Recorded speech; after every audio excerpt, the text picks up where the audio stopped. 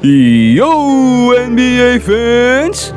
Bago pa nabasag ang lose streak ng Warriors, dumating na ang kanilang hero. Itong pinakabagong superstar nila, binigyan agad sila ng panalo. Siya lang pala kailangan ng Warriors. Niligtas sila sa napakalagim na lose streak.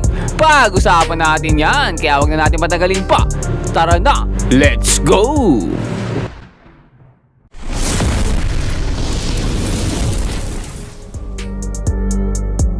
At ayun nga no, kalaban nga ngayon ng Warriors itong Washington Wizards. D'Anthony Melton nga agad simula ng first quarter with an acrobatic layup.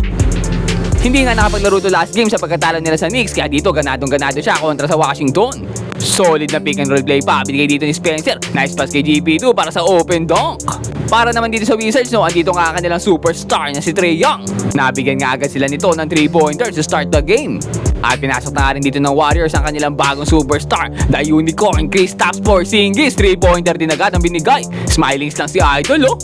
Positive lang. Pero dito nga no, sobrang positive din na naging passing na pinakita ng Wizards. Ang ganda nga ng mga naging pasahan nila dito. Iba pa rin talaga kapag merong elite passer sa isang team tulad itong si Trae Young. Pero kung may Trae Young itong Wizards, meron naman Draymond Green ng Warriors. Ang gandang give and go nga dito kay Pat Spencer.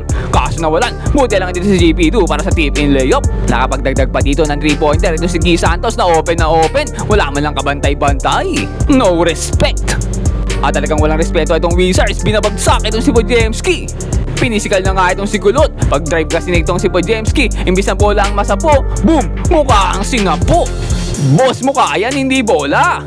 Nahampas pa tuloy itong si Gulot. At itong number 13 ng Wizards no, parang nagtaka pa. Ano, walang foul? Kailangan may dugo.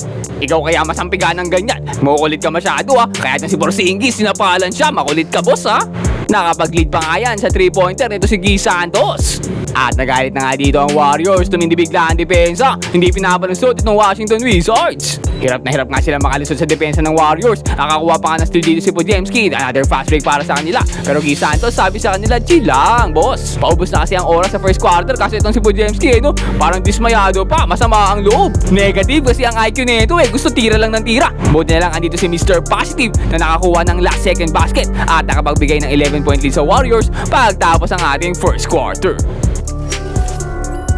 Start of the second quarter, D'Anthony Melton nga dito. Pinakitaan tayo ng kanyang matinding footwork.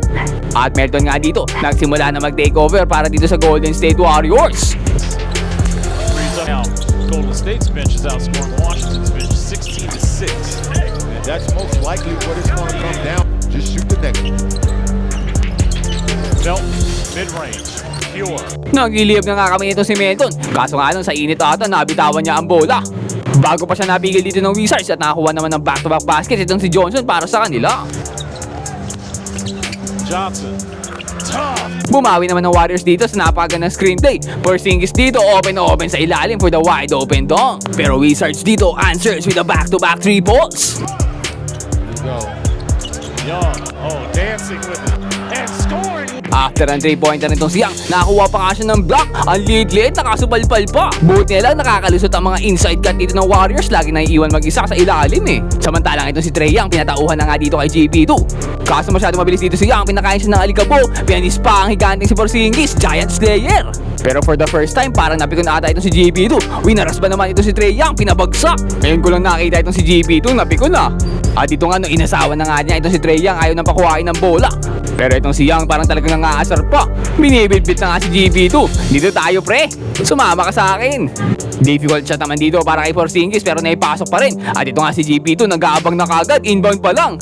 Inaasawa na ito si Young full court. Kaya dito nakakuha naman ng opportunity ang Wizards habang kulang ang defender. Nakalusot itong si Coulibaly. Dinaan naman ng Golden State dito sa kanilang napakatinding ball movement ang depensa ng Wizards. Nakita na nga si GP2 dito with a cut at nilamon ng buhay si Trae Young. Talagang may galit itong si GP2, tinuro pa nga itong si Young. Talagang tinatarget siya nito si GP2 nung ginawang food trip si Young. Kaso nga lang nagpatuloy ang napakainit na outside shooting dito ng Wizards. Johnson, great head fake. And then tags Smith. Knocking it down. And of course, we know this one right here. The dreaded step back. At ayan na, lumabas na nga si Ice Trae, nilamig. Uh-oh. From Ice Trae. I told you. Kung anong nilamig ni Trae Young, ito naman ang ininit ni GB2 sa kanya. Talagang tinatarget siya, nakakuha pa nga ng foul and 1. At talagang gigil na gigil siya dito, tinatrash talk pa. Too small ka pare koy.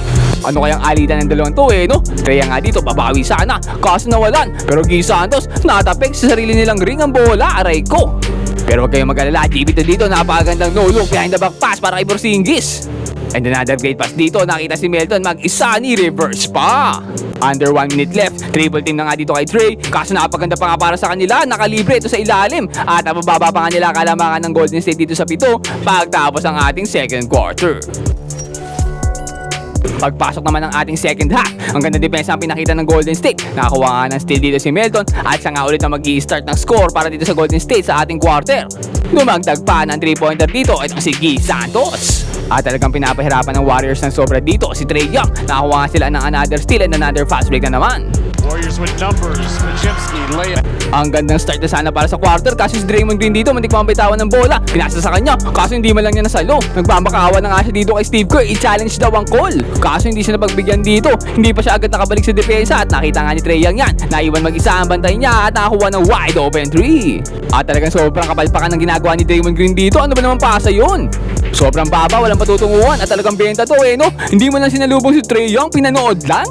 Ano bang ginagawa nito si Draymond Green? Gusto mo bang manalo pre? Buti lang, andito si DeAnthony Melton at talagang binubuhay niya ang Golden State Warriors dito sa ating third quarter. And tomorrow's on the second night of a back-to-back out of this. Binubuhat niya nga mag-isa ang Warriors dito kaso badges naman para sa tigabuhat ng Wizards. Namali pa ng tapak dito at nabalik ang kanyang injury. Ika-ika nga bumalik ito sa bench itong si Trae Young. Siya na nga lang ang nagbibigay buhay para sa Wizards na injury pa. At hindi na nga siya nakabalik sa laro no? Pero hindi pa rin naman nawalan ng kumpiyansa dito itong Wizards kahit wala si Trae Young. Sobrang aggressive nga nila dito maglaro. Natapalan pero nakuha pa rin ng rebound at nakakuha ng dunk. Kaso talagang mainit dito itong si Melton. Drives to the basket, lumipad na, posterized slam! Na-speechless dito si Curry. Napatitig na lang, hindi makapaniwala. Grabe naman kasi, lamon na lamon Napatayo nga sa upuan dito ang magkapatid na Seth at Steph. Nabaliw ang bench ng Warriors, hindi makapaniwala sa ginawa ni Melton. May ganun ka pala pre? Ayan ata ang best play of the game. Pero itong si Carrington ng Wizards ayaw magpatakalo. Pinaluhod pa naman ito si Pat Spencer. Pinakain ng lupa Kaso nasobrahan sa kayabangan to no? Napikon ng referee. Tinektikal pa at ineject pa siya. Aray ko, masyado ka kasing maingay bata puro kayabang Pero sa kabila niyan, pinagpatuloy naman dito ng Wizards ang napakagandang energy na naibigay sa kanila ni Carrington at nakuha nga nila dito ang momentum sa ating third quarter. 7 from the field, 16 points. Got to see his mom and dad both in Boston. I asked his mom, I said, where does he get his fashion sense from? She said his uncle. I was like, okay. Everybody's got that fly on. Samantalang ang Warriors dito, napaka-score nila. Pero ito na, ang kanilang 10-day contract player na si Leon, sumakatake na. G Santos naman dito mag-beaming-test. Pero Leon, what an effort para sa rebound. Lima nga nagbabantay sa ilalim sa kanya. Pero naitira pa rin at naipasok pa. Antindi! Sinundan pa yan ang back-to-back 3-pointer itong si Pat Spencer. Spencer, another 3. And ending the third quarter dito with a 12-point lead para sa Golden State Warriors. Pagpasok ng fourth quarter, gusto mapalakihin lalo ng Warriors ang kalamangan for Jamesky with a 3-pointer. Susundan pa sana ni G Santos, kaso nawalan. Gibito naman dito with a rebound, umangat na, nawalan pa din. Pero what a TP para dito kay G Santos, pambawi. Bago pa nga lang makakaliwang score ulit ng Warriors dito, kaso nadali na naman sila ng Wizards. Sunod-sunod na turnover nga ang binigay ng Warriors dito, kaya nakabrelo naman itong Wizards. Riley gets the layup. And talk to most general managers and coaches. No days off. Well, great hands by Jameer. Leads to Tristan 3, okay. Below, nice pocket pass inside, Juju. Napababa nga ng Wizards dito, kalamangan ng Warriors, under 10. Melton naman dito, binubuhay ang Warriors. Kaso dito, pinagpahinga nga muna siya, pinaupo. Pero okay lang, dahil nandito naman, pinasok na ulit ang pinakabagong superstar ng Warriors, Kristaps Porzingis. At sa kanya na nga ibibigay ang bola dito. Gamit na gamit ang height niya at pinakitaan na niya ang Golden State dito ng napakatinding skills niya. Nagsimula na nga siya mag-takeover sa fourth. Porzingis has Riley on him now. Porzingis using that 70 Right now. This is now considered a clutch game. 3 straight buckets para dito kay Porzingis at talagang hindi siya mapigilan ng Wizards dito kaya pinipisikal na lang siya at pina-foul. Kakaso sure ball din sa free throw At dito nga pinagsabay na ang dalawang hero ng Warriors, Melton at Porzingis. Patuloy naman ang pag-foul dito kay Kristaps. Pero talagang scary ang duo na to ng Warriors Etong dalawa lang pala kailangan para magkaroon ng buhay itong Golden State. Nakahanap ng mga bagong tigapagligtas habang wala si Steph Curry. Pero syempre overall, lahat naman sa kanila may ambag dito. Sadyang silang dalawa lang talaga ang may pinakamalaking impact dito para sa Golden State. Hindi lang offensively, pati defensively. Hindi na nga nakabangon dito ang Wizards at sinecure na nga ni Key Santos dito with the steal ang panalo ng Golden State. At natapos nga ang laro sa score na 125-117 in favor of Warriors. Bago pa ulit nakapanalo. At dahil nga sa panalong to, nakakuha na nga si Steve Kerr ng 600 career win sa Golden State. Nakakuha naman ng Golden State dito ang kanilang 33rd win of the season. Kaso lang currently nasa number 9 seed pa rin sila. Mahihirapan pa silang umangat dahil ang susunod na kalaban nila ay Boston Celtics at Detroit Pistons. Pero kayo, ano sa tingin nyo? Tingin nyo ba ay kakayanin nila ang dalawang bigatin na team na to sa East kahit wala si Steph Curry at ang ibang mga stars? Comment down below and mag-subscribe ka na rin sa ating channel para lagi kang updated sa mga latest NBA happenings. Ayun lang for today. Peace out and God bless.